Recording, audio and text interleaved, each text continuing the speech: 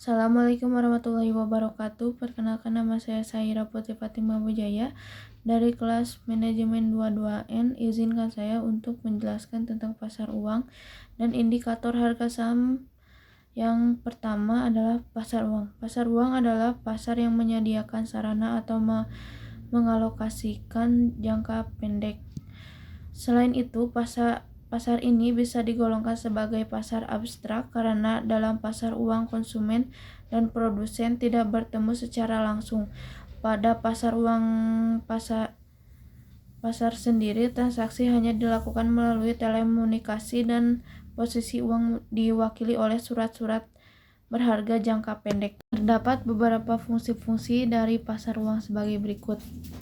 Yang pertama, sebagai perantara dalam perdagangan surat-surat berharga berjangka pendek sebagai penghimpunan data berupa surat-surat berharga jangka pendek sebagai sumber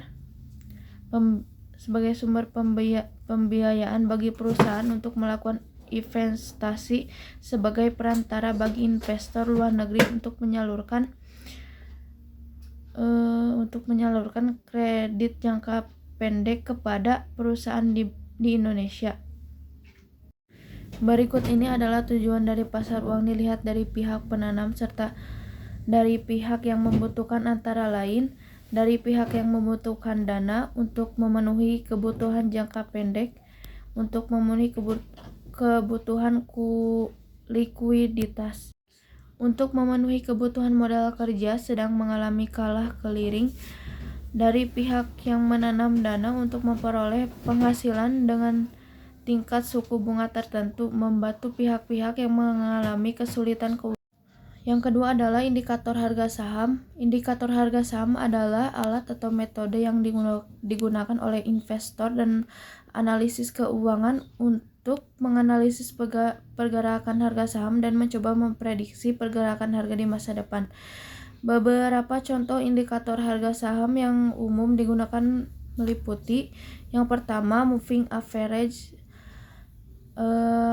atau juga bisa diartikan menghitung rata-rata harga saham selama periode tertentu untuk membantu mengidentifikasi tren.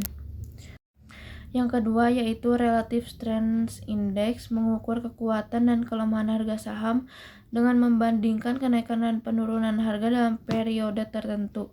Yang ketiga, Bollinger Bands, menunjukkan volatilitas harga saham dengan menggunakan dua garis batas di sekitar moving average.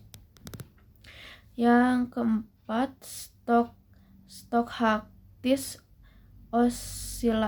Oscillator, mengukur posisi harga saham terhadap kisaran harga tertentu selama periode waktu tertentu. Yang kelima, Moving Average Covariance Divergence, menggunakan dua moving average untuk mengidentifikasi perubahan momentum harga saham. Yang keenam yaitu Fibonacci retracement, menggunakan level retracement Fibonacci untuk mengidentifikasi tingkat potensi dukungan dan resistensi harga saham. Yang ketujuh, volume, mengamati volume perdagangan saham untuk mengonfirmasikan tren harga. Yang kedelapan, support